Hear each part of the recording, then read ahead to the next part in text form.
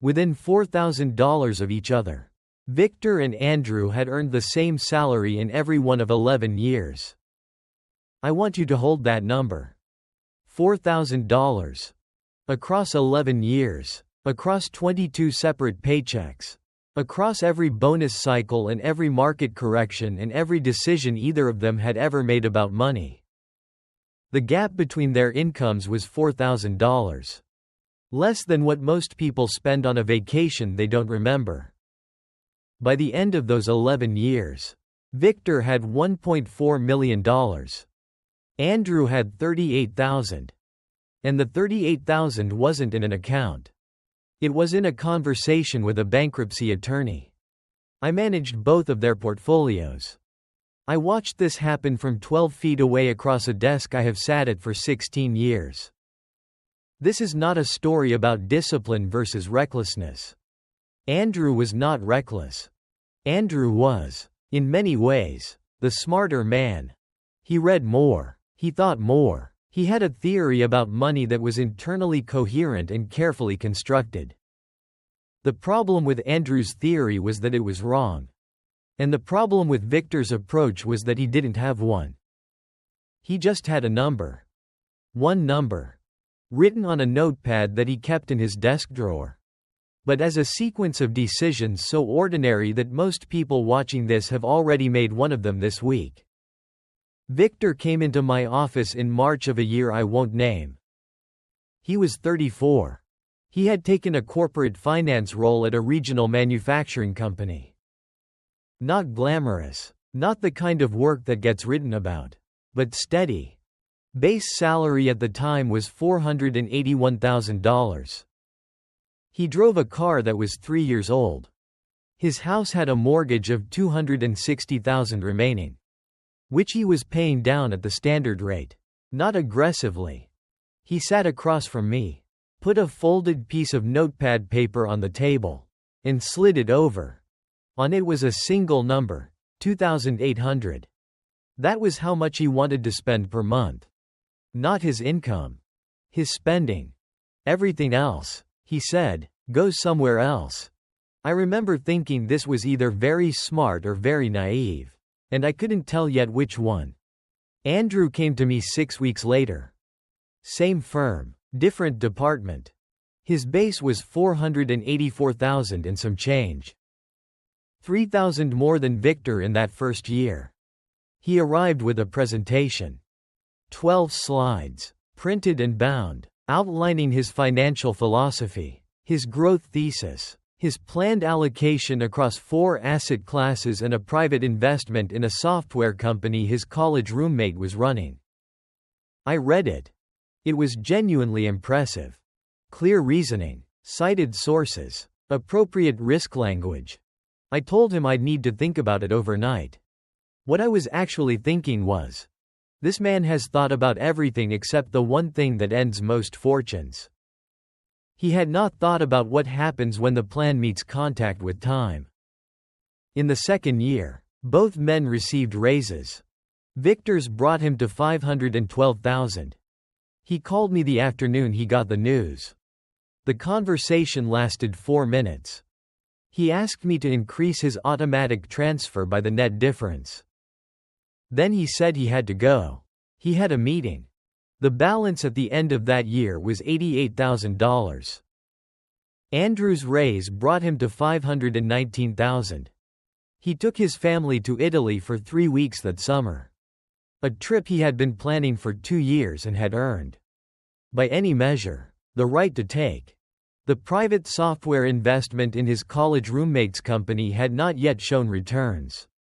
But the projections looked strong. He did not know yet that the projections would never show returns.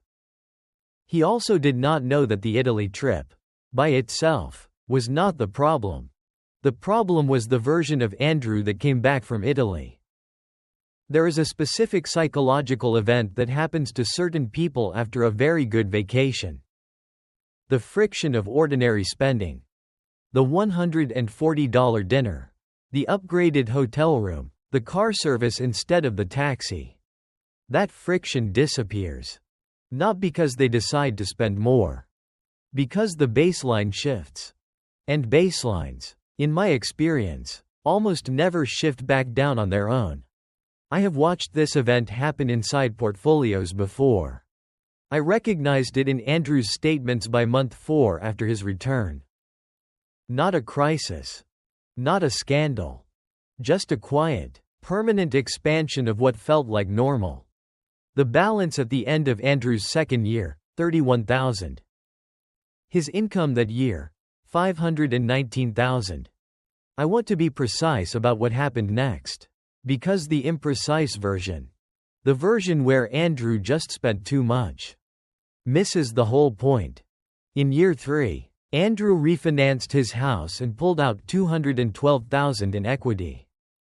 This was, by every rational measure, a defensible decision. Rates were favorable. The money went into what he called a home improvement and liquidity strategy. In practice, $300,000 into the kitchen renovation he and his wife had discussed for a decade. And the remainder into his brokerage account. The software investment was now 4 years old with no return. His college roommate stopped sending quarterly updates. Year 4. The brokerage account grew. But Andrew had begun a pattern I see often in high earners. He was funding his investment account and his lifestyle simultaneously.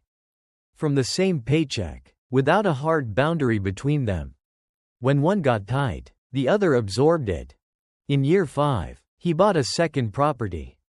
A cabin. 47 minutes from the city. His logic: asset, rental income potential, family use. All 3 of those things were technically true. What was also true was that the cabin, over the next 3 years, generated $14,000 in rental income and required $81,000 in maintenance, mortgage, and carrying costs. The balance at the end of year 7, net of the property values he would have told you about, was negative $11,000. Victor, at the end of year 7, had $417,900. He still drove a car that was, by then, 10 years old. The shift. And there is always a shift. In every story I have ever told. And this one is no exception. Arrived for Andrew on a Tuesday in his 52nd year. His company announced a restructuring. Andrew's department was being merged. His role was not eliminated, but it was reclassified. The new base, $340,000. He called me that afternoon. His voice was the same as it always was. Measured, intelligent, the voice of a man who had spent his entire career being the calmest person in any room. He said he needed to review his position. We reviewed it. The cabin had not appreciated. The equity he had pulled from his house in year 3 had been partially replaced. But the mortgage was higher than when we started. The software investment had been written down to 0 by then. He had done it himself. Quietly, 2 years earlier, without mentioning it to me until I asked. I told him what the numbers said. He did not interrupt me. When I finished, he was quiet for a long time. Then he said, "I've been treating my income like it was permanent." That was the most accurate thing Andrew ever said to me. Possibly the most accurate thing anyone has ever said in that chair. By his 54th year, the question of Andrew's retirement was no longer a question of when. It was a question of whether. Victor retired at 45. Not dramatically. He took a consulting arrangement that brought an occasional income, which he didn't need. Mostly he wanted something to do on Tuesday mornings. He sent me a note the month he retired. Handwritten, on notepaper. No email. He said, "I still have the number. I still have the piece of paper. I have seen this divergence. 2 people, same income, opposite outcomes. 11 times in 16 years. 3 of those 11 ended the way Andrew's did. 8 ended closer to Victor's. The difference, every single time, was not intelligence. It was not work ethic. Not market timing. Not the quality of their investments. It was whether their spending had a hard floor that didn't move. Not a budget. Budgets, in my experience, are aspirational documents. They describe what someone intends to spend, which is almost always different from what they actually spend. And the gap between those two numbers tends to grow over time, not shrink. What Victor had was different. He had a ceiling, an absolute number below which his spending had to stay regardless of what his income did. $2,800 a month. When his salary went up, the ceiling stayed. When he got a bonus, the ceiling stayed. Every dollar above that ceiling had one direction, out of his checking account, into something he couldn't easily touch. What Andrew had was a framework.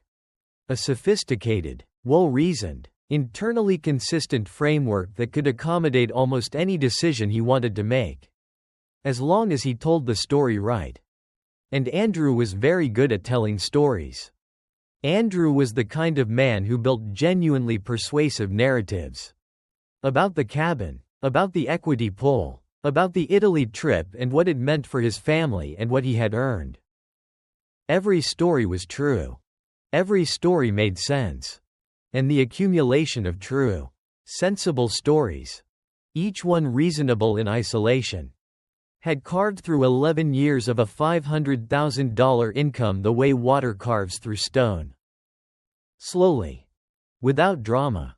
Without any single moment you could point to and say, there. That's where it went wrong. Andrew still works. He is 61 now. His income has partially recovered.